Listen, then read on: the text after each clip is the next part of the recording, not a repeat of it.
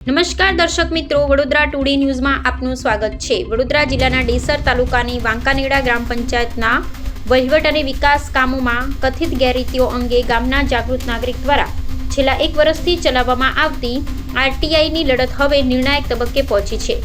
સતત માહિતી, અધિકાર, અરજીઓ, આવેદનપત્રો અને અપીલોના પગલે હાથ ધરાયેલી તપાસ બાદ તપાસ અહેવાલમાં સરપંચની પ્રથમ દર્શનીય જવાબદારી દર્શાવતા જિલ્લા વિકાસ અધિકારી દ્વારા ગુજરાત પંચાયત અધિનિયમ 1993ની કલમ 57(1) હેઠળ નોટિસ પાઠવવામાં આવી છે।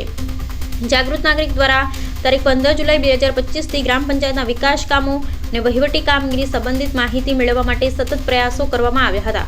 આ સમયગાળા દરમિયાન 30 જેટલી આરટીઆઈ અરજીઓ, જિલ્લા વિકાસ અધિકારી સમક્ષ 2 આવેદનપત્રો, તાલુકા વિકાસ અધિકારી સમક્ષ 1 આવેદનપત્ર તેમજ 3 પ્રથમ અપીલો રજૂ કરી સમગ્ર મામલો તાલુકાથી જિલ્લા કક્ષે સુધી પહોંચાડવામાં આવ્યો હતો।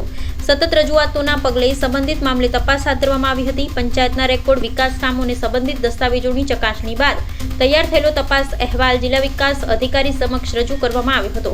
તપાસ અહેવાલના આધારે જિલ્લા વિકાસ અધિકારી દ્વારા સંબંધિત સરપંચને ગુજરાત પંચાયત અધિનિયમ 1993ની કલમ 57(1) હેઠળ નોટિસ પાઠવી તપાસમાં સામેલ આવેલા મુદ્દાઓ અંગે ખુલાસો માંગવામાં આવ્યો છે।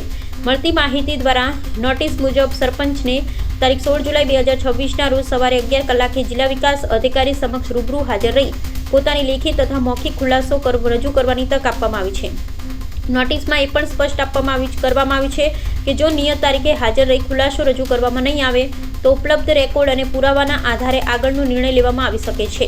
આ સમગ્ર ઘટનાક્રમે સ્થાનિક સ્તરે ભારે ચર્ચા જગાવી છે। આરટીઆઈ અરજીઓથી શરૂ થયેલી માહિતી મેળવવાની લડત હવે ગુજરાત પંચાયત અધિનિયમ કલમ 57(1) હેઠળની કાર્યવાહી સુધી પહોંચી છે।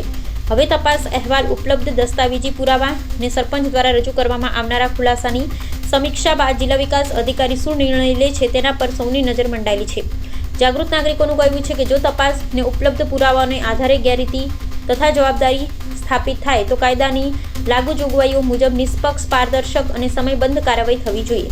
હવે સમગ્ર તાલુકાની નજર 16 જુલાઈ 2026ના રોજ યોજાનારી રૂબરૂ સુનાવણી અને ત્યારબાદ જિલ્લા વિકાસ અધિકારી દ્વારા લેવામાં આવનાર નિર્ણય પર મંડાયેલી છે। 1 વર્ષથી ચાલતી આરટીઆઈની લડત હવે નિર્ણયના દ્વારે શું જવાબદારી નક્કી થશે। વાંકાનેડા તાલુકો ડેસર, જિલ્લો વડોદરા, વાંકાનેડા ગામના એક જાગૃત નાગરિક હું કમલેશ કુમાર રણજીતસિંહ સોલંકી ને આપને જણાવતા બહુ ખુશી થાય છે કે આશરે 1 વર્ષ પહેલાં એટલે 14/7/2025ના રોજ અમે જે ગ્રામ પંચાયતમાં આરટીઆઈની શરૂઆત કરી હતી, લગભગ તબક્કાવાર રીતે 30 આરટીઆઈ, 3 આવેદનપત્રો, 22 અરજીઓના અંતે તાલુકામાંથી અને જિલ્લામાંથી તબક્કાવાર અલગ અલગ ટીમો આવેલી અને પુરાવા અને રેકોર્ડો જપ્ત કરેલા। તે સંદર્ભે તેમને પુરાવા ભેગા કરીને અંતિમ તબક્કે તાલુકામાંથી એક ફાઇલ રજૂ કરવામાં આવી હતી જે જિલ્લામાં મોકલવામાં હતી।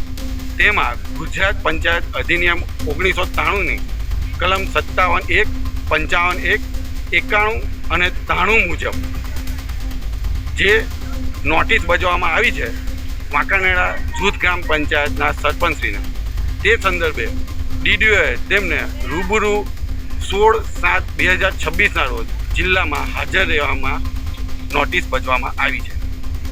હવે જોવામાં એ છે કે 1 વર્ષના અંતે, 1 વર્ષની લડાઈના અંતે અમને વાંકાનેડા ગામના ગ્રામવાસીઓને ન્યાય મળે છે કે નથી મળતો એ જોવાનું રહ્યું। આ વર્ષ તમામ લેટેસ્ટ અપડેટ માટે જોતા રહો વડોદરા ટુડે ન્યૂઝ।